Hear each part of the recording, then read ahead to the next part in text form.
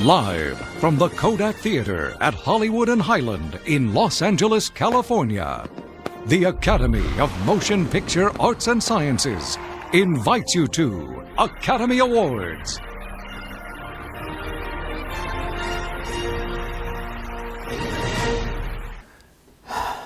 So is this where I'm supposed to go? Here? I stand here. Okay, cool. All right, let's do, oh, wait, you're here already. Hi, I'm nobody. So fun story. Remember that time back in December when they couldn't find an Oscars host and they said, nobody's gonna host the Oscars? Well, pleased to meet you. I'm nobody. And I'm here tonight to actually host the Oscars. And instead of making it about what fabulous famous comedian and what somebody could be saying and doing up here tonight, we're gonna turn it around and make it all about you. We're gonna make it about your talent, your accomplishments, and it'll be my opportunity to completely fangirl all over every single one of you in here. So, no need to do with names, and imagine that. Can you imagine Hollywood actually kept a secret? Stunning. Let's keep an even better one. Let's keep who I am and my name a complete secret all the way to the end. So let's just not even talk about me. Let's talk about you. Like, while I am a little bit of an outsider, a lot of an outsider, I'm not completely. So 20 plus years ago, I interviewed some of you back in the day when I was a reporter. I interviewed some of you for one of my stories. It was a Planet Hollywood opening, and I have to say that the Fresh Prince and King of Die Hard and Coming Back for More, the two of you, as you can see up here, the two of you made my job really fun and interesting. Again, 20 years ago, but I gotta say, guys, you are seriously exactly like fine wine. Oh, speaking of which, Denzel, are you here? There you are. Okay, so speaking of fine wine, baby, woo-woo, right on you. Totally. All right, so enough about that. Let's get back to you all. And we can even talk a little bit about the homework I had to do to get ready for tonight's show. So I went back and I watched every monologue for the last 10 years.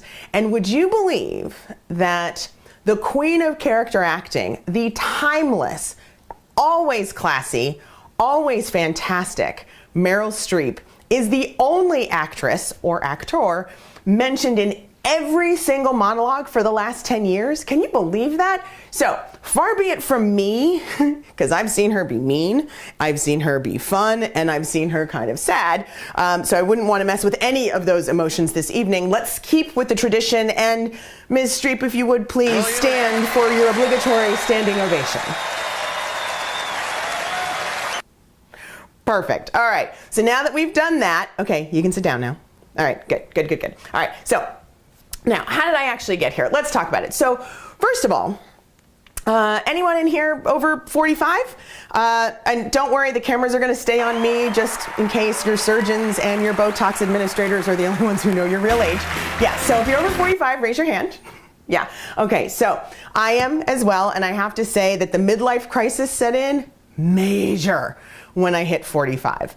And then it was the whole, oh, did I do everything I was supposed to? Could I have been more? Could I have done more? Oh, so many other things. Plus, if you add to that, not to bring anything down by any stretch, but if you add to that, 12 years ago I was diagnosed with MS. And so if you are someone who lives with multiple sclerosis or you know someone who does, you know that there's this constant ticking in the back of your head about, is this going to be the time that my legs go or my hands go? And did I live enough? And did I live out loud? And did I live life to the fullest? And all of those things, because you never know when all of those things are gonna go away. So needless to say, I was trying to figure out what else could I do? Well, host the Oscars, of course, right? So outside of that, one thing that I will tell you that I have learned in preparing for tonight, again, is not that, or I should say, is that a midlife crisis and living with MS for 12 years aren't the two worst things that could happen to a person. You know what it is? Think back to when you were in your 20s, again, back to my friends over 40. Think back to when you were in your 20s. You could eat anything and everything. Go on vacation, gain 5, come right back the next day, drop 5. Right now, when you're over 40, you go on vacation, gain 7, and then it takes you months to drop those 7. It's God's cruel little joke.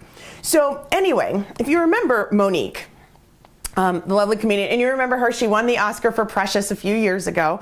So Monique has this whole stand-up routine about how women in Hollywood and how angry they are and how they can be a little snooty and highfalutin and all this other stuff. I gotta tell you, she says, and I totally agree, by the way, with Monique, that it's not that you all are egotistical, high maintenance, high drama, and over needy. You know what it is? Y'all are hungry. I mean, hungry. Trying to fit myself into this dress I haven't eaten in like a month. So tonight, I gotta tell you, I am more than excited because I'll be eating throughout the evening from this point forward. But what I've decided for you, so a couple of years ago, I stole this idea from Ellen. Ellen, a couple of years ago, she handed out pizza to everyone. And so that's because Ellen is somebody. I'm nobody. And I operate with nobody's checkbook. So instead of pizza, because I'm on a budget, I've decided to give you all, and you'll see walking through the aisles right now, little snack-sized Snickers, because you are not just hungry, you're hangry. Because I am so hungry right now. Okay, so enjoy your little snacks. That way we are all in this together. Just remember, folks over 45, be sure to join me on the treadmill tomorrow morning. Because that little itty bitty Snickers, that lifetime on the lips, or excuse me, a moment on the lips means a lifetime on the hips. Yeah, that. So we'll see you all on the treadmill tomorrow. Okay, so back to here and why we are back to the nobody in the host. Let me tell you. So if you remember, the controversy and the whole problem was they needed somebody who's edgy, but clearly not as edgy as Kevin Hart. Then they wanted someone who was scandal-free. Well, let's take a look around this audience. There are quite a few scandals sitting amongst us. No names to be mentioned there. Okay, so if you remember also the commentary about Jimmy Kimmel, who I believe said he did this for some abnormally low fee, of course, to him. So the third criteria was they wanted someone cheap. Hello, I am working for food tonight. I am working for the food buffet that they have in my dressing room. Yay, yay. And if you're lucky, maybe I'll come out and share. So again, tonight is not about my midlife crisis. Tonight really is about you. It's about Oscars. It's getting you the focus back on the actors, the movies, the talent, the writing and the directing and the firsts and the history makers and everything else that's out here. Oh, speaking of history, shout out to the people of color sitting in the room. Oscars so white? Hey, hey, not anymore. You've got this racially ambiguous host. You have films like Black Panther, woo woo, which by the way, thank you to all of you in Black Panther because it did earn me the award of Wife of the Year. And so just so you know, I went and I rented out an entire movie theater for my husband to see the Black Panther premiere for him and 90 of his friends. And I tweeted to Chadwick Boseman, aka Black Panther, aka Mr. Robinson, aka Mr. James Brown, aka Thurgood Marshall. What? I tweeted to him to let him know I was doing it, and he liked my tweet. Check it out. Now, it was not, and I say not, the same as him actually wishing my husband or stepdaughter happy birthday, but I get it. You're busy. It's okay. You can still do it. We're here. We're live. You can maybe say it. Happy birthday, Mark. Some point tonight. That's fine. Cool.